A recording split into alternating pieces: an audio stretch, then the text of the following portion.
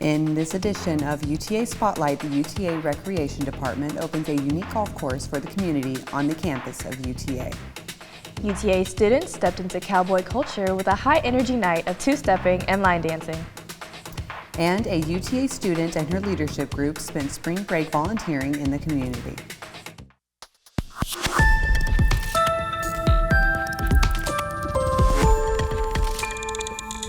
Welcome to UTA Spotlight. I'm Bree Alvarado. And I'm Olivia Ross. Thank you for joining us. A new recreational space has opened at UTA, giving students and community members a chance to try a unique sport. UTA Campus Recreation held a ribbon-cutting ceremony for its new disc golf course. Located at Doug Russell Park, the course features 9 holes spread across the park, with UTA markers at each basket of the course gives students another way to use a park that many forget is part of UTA's campus. With a clear goal in mind, Campus Recreation hopes the course will encourage students to spend more time outdoors and take advantage of additional recreational opportunities. Director of Campus Recreation, Dax Kirkdale, says the idea came from a desire to better activate the space and make it more useful for students. This facility is located in Doug Russell Park, which is a really great resource to have on campus, but it's often off to the side and a bit of an afterthought sometimes. And so this is an idea that we had to activate the space to encourage people to come over here, to give them a reason to come over here and utilize the park. The course is open from 6 a.m. to 10 p.m., so be sure to stop by and keep an eye out for other recreational spaces around campus. UTA Excel hosted a lively night of two-step lessons, dance line routines, and music that kept UTA students moving. Students filled the Palo Duro Lounge for a night focused on learning the two-step. Instructors taught basic steps and different turns and partner variations to keep dancers moving. Students also learned several kinds of line dances. Participants got free cowboy hats to help create a fun Western environment. They also provided fans so dancers could stay cool while they practiced. Students enjoyed the rhythm of the music while engaging with other students. Many students used the event as a chance to meet new people. The night gave everyone a chance to experience a new hobby. I guess like the community, we're all trying to figure it out together, which I thought was really fun. I just think it's a really fun social event, and I also just like dancing myself, so I could never turn down like an invitation to dance, you know? I love community events like this where UTA students come together to relax, learn something new, and build community. Follow UTA Excel on Instagram at UTA Excel for community campus events. Spring break was last week, and our Maverick on the street, Garrett Crowder, went out and asked what UTA students did during their spring break. From resting and playing to traveling and weddings, these are some of the things fellow Mavericks did during the spring break. This is Mavs on the Street. Our ska band played at Emo Night. It was pretty cool. Around Dallas, we opened up for a couple of, I guess like a couple of people that are around the hundreds or something. It was just come and go. I mostly started drawing and playing games, just random stuff like that. I went to the carnival this spring break. It was pretty fun, honestly.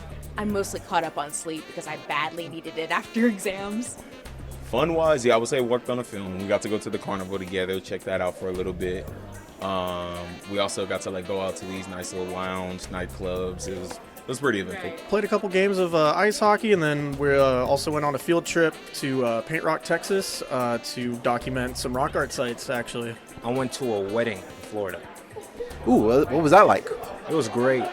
We drove 15 hours. It was a long drive, but overall, it was great. And did you like the wedding, or? Yes, it was my first American wedding. I went rock climbing with a couple friends at Movement Grapevine. That was really fun. On my spring break, I went to visit my grandparents. They were in Pennsylvania.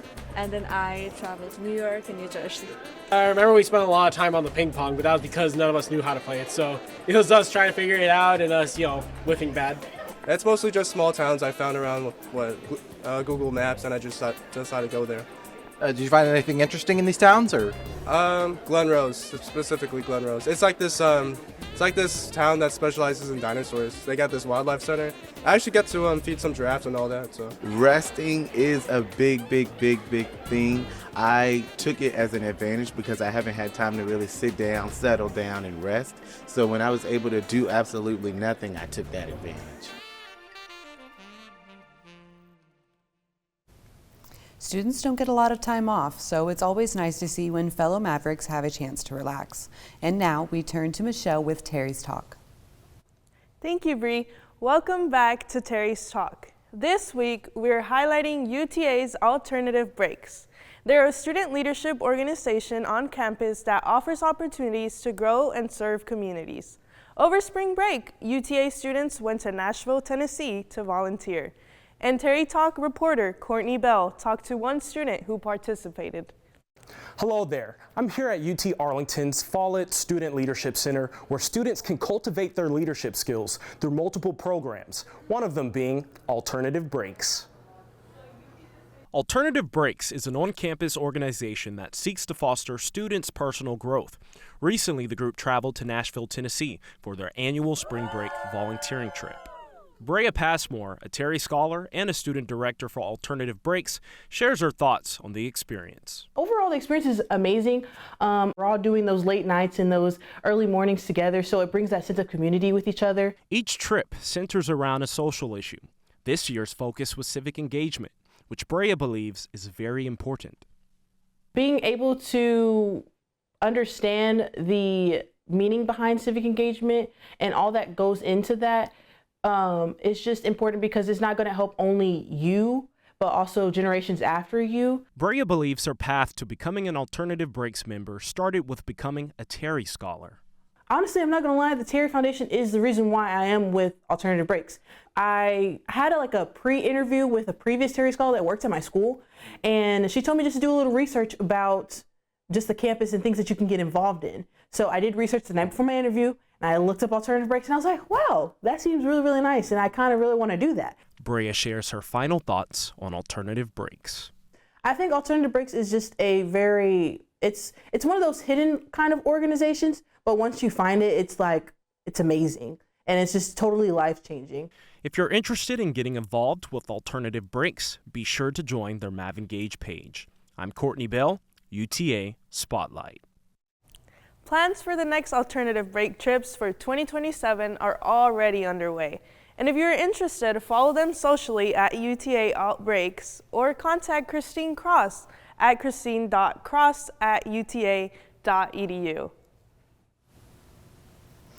After the break, a look at an historic building in Arlington turning 100 years old. And we bring you a new segment of healing reflections on the identity and image of a woman. As one UTA Maverick sport ends, another gets started, and we recap recent UTA athletic games next on UTA Spotlight.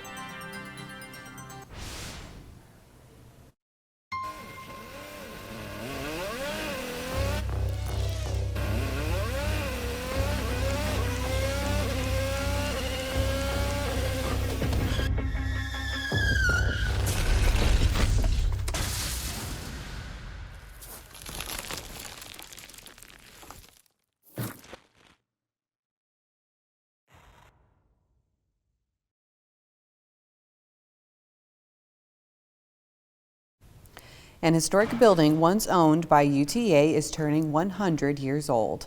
The historic site is still used to this day. The building, now known as the Cornerstone, was first owned by the Swan family from Jackson, Missouri, and later served as a men's dormitory for what is now UTA. The property was sold to Pantego Bible Church in the 1950s and is now owned by Grace Community Church. The church hosts a student ministry outreach hub there, offering free coffee, tea, and some Jesus for students looking for a little pick-me-up. One student in particular was very excited when he discovered the building was 100 years old. I looked at the tax records. It said it was built in 1926, and I found that out last year. So for the whole year, I've been super excited for the Cornerstone Centennial, spreading the news to the people here. Like, guys, do you know that in 1 year this building turns 100? On Fridays, they offer a free lunch to any student, and on Thursdays, they host worship nights. This spring break, they plan to serve around Arlington, supporting widows and those experiencing homelessness. They knew the Bible really well. One girl knew Arabic, and I was studying Arabic. One guy knew Russian, just in this little small group. And I've always loved to study languages, and I was like, dang, these people know the Bible. Throughout the day, students from many different backgrounds stop by, some to meet friends, others to attend events. With free coffee, open events, and service projects, the Cornerstone has created a welcoming space that brings students together. They always say they want to see me come back, and that makes me want to come back. Nathan Reynolds, Arlington Sentinel News. There is a deep history here in Arlington, and the history in this building is a piece that adds to the larger picture. Michaela Nobles hosts Healing Reflections, which focus on personal growth and emotional well-being for students. Here's a taste of the latest episode exploring the identity of a woman of strength. Yes. And I feel like we get told we're selfish. We get, oh, you don't care about nobody. All the stigmas that comes in when you say the word no. I'm not gonna do it. I'm not gonna commit. I need a break. Now it's just, oh, you didn't want to do it, no way. So how, and this was transitioning to like, you know, when mama did it, grandma did it, Amy did it. So it's the generational patterns of this is what a strong woman looks like to me. So now you're portraying what your grandmama, Amy mama did, but you burnt out just as much as they were burnt out. So the results don't change. But how do you feel women should move around that? Or have you seen that? How do you address it? So the answer to the question is yes, I've seen it. I'm going to tell you how I address it. And yes, it is a multi-generational issue. And what I want to challenge our audience to consider is the difference between a strong woman versus a woman of strength. A strong woman is the superhero. She has to be all things to everybody. She's got to dot the I's and cross the T's. She has to be a control freak because she's the only one that could possibly do it the right way. Go figure. You know, if they have to be able to count on me because I'm the only one that's not going to drop the ball. Whereas a woman of strength says, I'm human and I have needs too. And I love you and I care about you, but rather than enable you, I'm going to empower you. I'm going to teach you how to fish and not just feed you all the time. I'm not going to allow you to go hungry because I'm going to teach you how to fish. I'm going to teach you how to operate as if I were not here.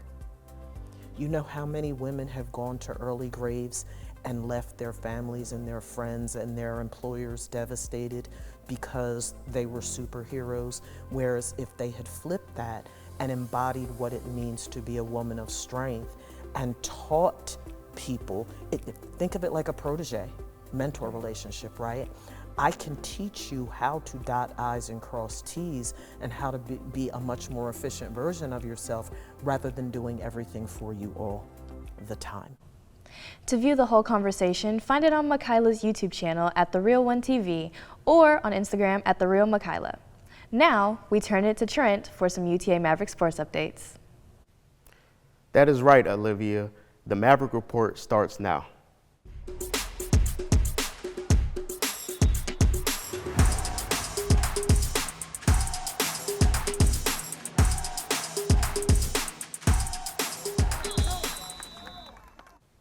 As UTA basketball season ends, that means our time in WAC hoops has ended. A chapter of UTA basketball came to a close. On January 10th and January 21st, the Mavericks played their final two games in the Western Athletic Conference. UTA defeated Tarleton State 71-64, then closed its WAC run with an 82-72 win over Abilene Christian. When the final buzzer sounded, it marked the end of an era. UTA basketball is now moving forward into the United Athletic Conference. Trent Harris, UTA Spotlight. Next year, UTA Mavericks will compete in the UAC R, known as the United Athletic Conference. The UTA Mavericks men's baseball team fell to Stephen F. Austin 4-1 on St. Patrick's Day at Clay Gould Park.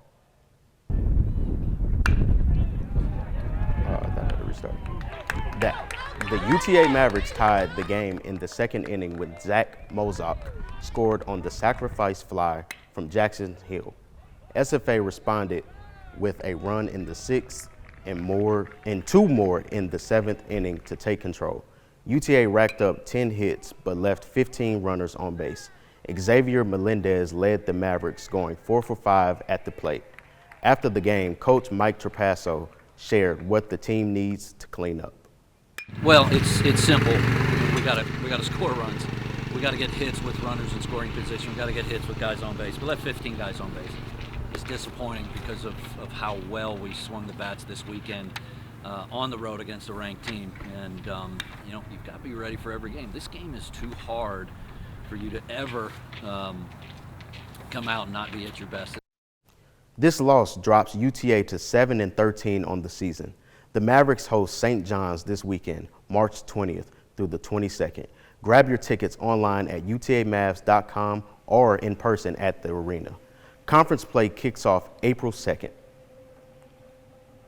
Arlington just wrapped up a high-speed weekend in its first ever Grand Prix, bringing IndyCar racing right to the city streets. Arlington made history this weekend, hosting its first ever IndyCar street race, the inaugural Java House Grand Prix. The 3-day event transformed the city's entertainment district into a 2.7-mile track wrapping around AT&T Stadium and Globe Life Field, with drivers hitting speeds near 180 miles per hour. On race day Sunday, it was American driver Kyle Kirkwood taking home the checkered flag, edging out Alex Plew, with Will Power finishing in third. The event drew thousands of fans and marked a major moment for Arlington, showcasing the city as a new destination for world-class motorsports. Organizers say this could be just the beginning, with hopes the Grand Prix becomes a staple on the IndyCar calendar. This is Bri Alvarado, UTA Spotlight. City leaders say early estimates show a strong economic boost from the event, and there's already talk of bringing the race back to Arlington next year. Back to you. Thank you, Trent, for that sports update. So, Bree, how was it at the Grand Prix? Windy. Really? It was windy. It wasn't Wow. great, or at least I'm not a big fan of the wind, but also the cars were great. Super fast. Could not believe how fast they went. That's awesome. But that's all we have today for this edition of UTA Spotlight. And to stay up to date with us, please follow us on Instagram at MavMediaUTA. And don't forget to subscribe to our YouTube channel. I'm Brianna Alvarado. And I'm Olivia Ross. Thank you so much for joining us, and we'll see you next time.